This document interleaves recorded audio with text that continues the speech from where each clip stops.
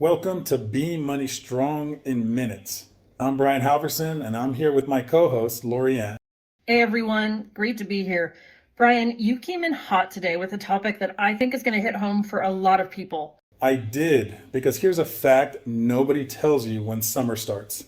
June, July, and August are the 3 months most likely to absolutely blow up a budget you spent all spring carefully building. Oh, 100%. And everyone assumes they know why. They think, oh, it's the big vacation or it's the kids' camps. Exactly. It's not the vacation, it's not the kids' activities, it's not even all the backyard barbecues. The real reason is the absence of a plan for any of it. That's it. It's the lack of intention. So today we are talking all about the summer spending trap, how it works, why it hits people in stage three, what we call stabilization mode, the hardest, and exactly what you can do to beat it. So stay with us. So today's episode is specifically for you if you're in stage three, that stabilization mode. You've got a budget that mostly works, you've paid off some debt, you've finally got a little breathing room. Yeah, you're feeling some momentum. And then June hits, and somehow every single year, something happens and you feel like you're right back where you started by September. It's so frustrating. That cycle is what we're breaking today. Let me tell you about a client. We'll call him Marcus.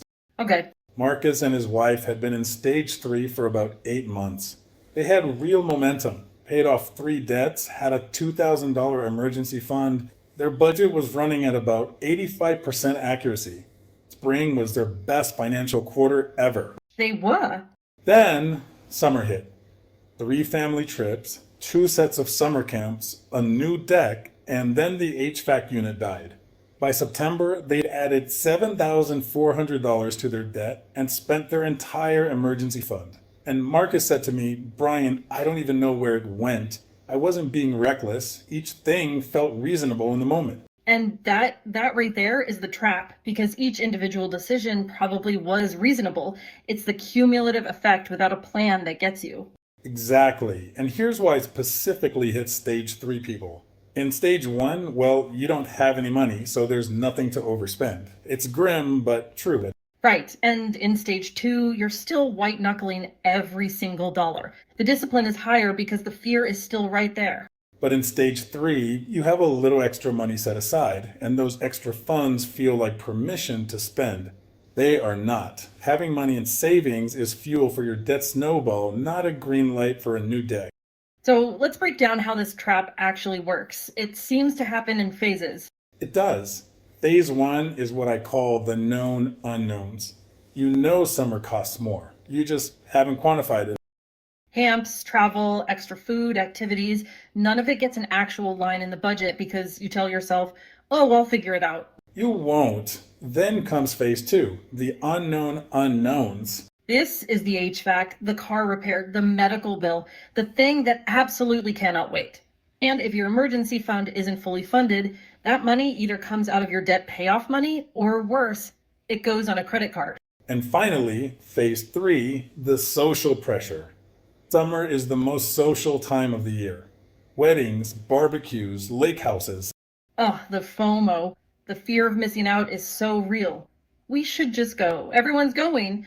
Saying no just feels so much harder in the summer. And boom, 3 months, 3 phases, and by September, you've lost the entire spring's progress.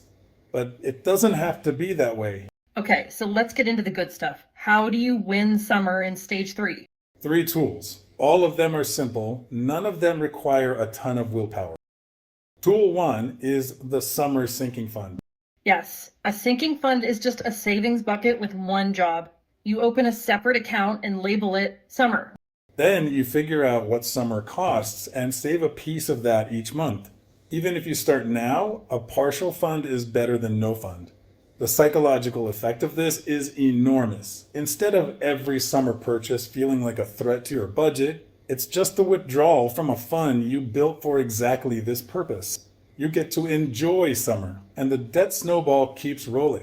Okay, that's huge. What's tool number two? Tool two, the June budget rebuild. And I mean a rebuild, not a tweak, a full rebuild. Because summer is just structurally different from January.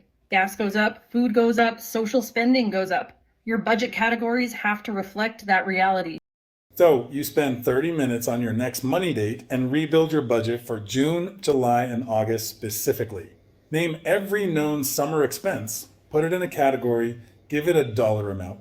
Then look at your debt snowball payment. And listen, that number may be smaller in the summer, and that is okay. A smaller snowball payment in summer that you actually make is worth 10 times more than a big payment you planned for but didn't make because the HVAC died. Amen to that. Okay, tool 3. This is the flip side that most stage 3 people completely miss, the income acceleration strategy. Yes, people see summer as a season of spending, but it can be the highest income season of the year. More hours, overtime, seasonal work, side hustles, selling stuff you don't use, the opportunities are everywhere. Prissy used summer to take her debt payoff from an 8-year timeline to 14 months. She called it her summer sprint, started a side project in May, and by August she had eliminated 2 debts entirely and still took a vacation to Argentina. The question isn't whether summer has more opportunities. It does. The question is whether you have a plan to capture them. Which brings us to your one action for this week. Okay, here it is. Open a separate savings account or a Monarch money category and name it Summer Fund right now. Move whatever you have available, 50 bucks, 200, 500 into it. This is your permission slip for summer. And if you have a partner, schedule your June money date before the end of this week and rebuild your summer budget together. 20 minutes. That's all it takes. If this hit home today, please share it with someone who needs to hear it before summer really gets going. And you can find your stage by taking the free assessment at bemoneystrong.com. It's 8 questions, takes 2 minutes, and you'll know exactly where you are and what to do next. I am Brian Halverson. In your corner, always. We'll see you next week.